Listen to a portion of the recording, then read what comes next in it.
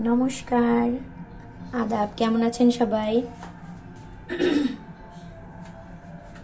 আশা করি ভালো আছেন। কি হবে বলেন তো? নিশ্চয়ই বুঝতে পারছেন, জলপাইয়ের আচার হবে।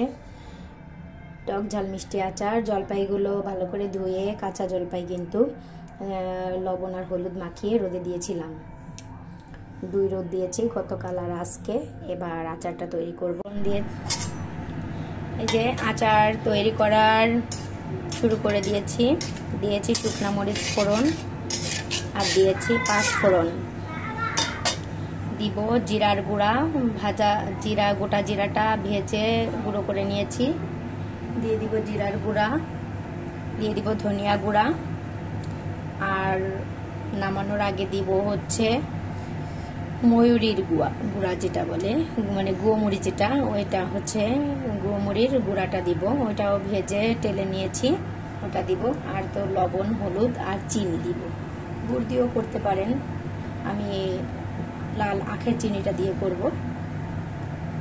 এই যে তেলটা গরম হয়ে গিয়েছে, এবার এক এক করে জলপাইগুলো দিয়ে দিব। জলপাইগুলো দিয়ে নাড়তে থাকবো।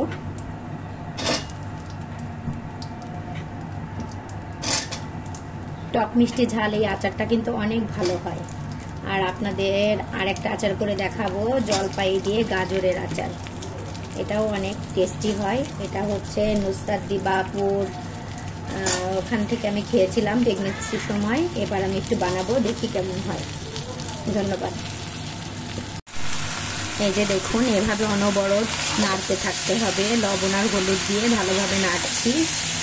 আচার করাটা কিন্তু আসলে এত সহজ না, অনেক সময় লাগে। শুকনো মরিচের গুঁড়াটাও দিব কিছুটা।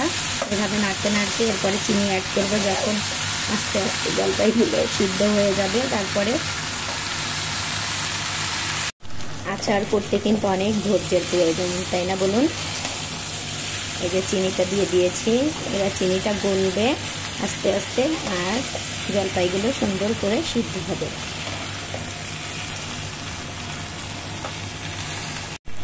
আমার পড়ানো যাহা চাই তুমি তাই, তুমি তাই গো।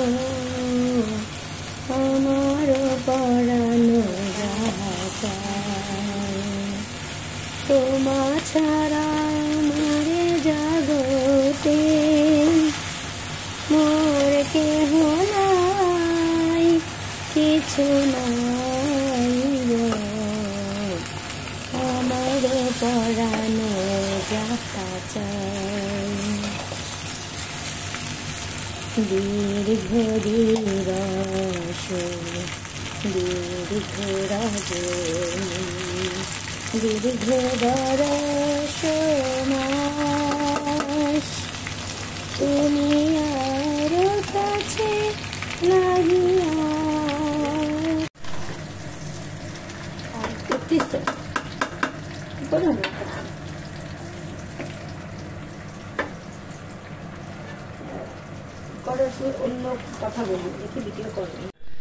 বন্ধুরা, অবশেষে আচার রেডি হয়ে গেছে।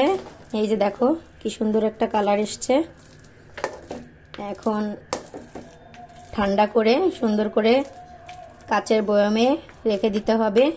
2-1 দিন একটু রোদে রাখতে হবে, তারপরে সারা বছর এভাবেই রাখা যায়। আর এর ভিতরে একটুখানি ভিনেগার দিয়ে দিতে হবে, তাহলে সারা বছর আচার কখনো নষ্ট হবে না, ভালো থাকে সারা বছর। ধন্যবাদ সকলকে, ভালো থাকবে, সুস্থ থাকবে।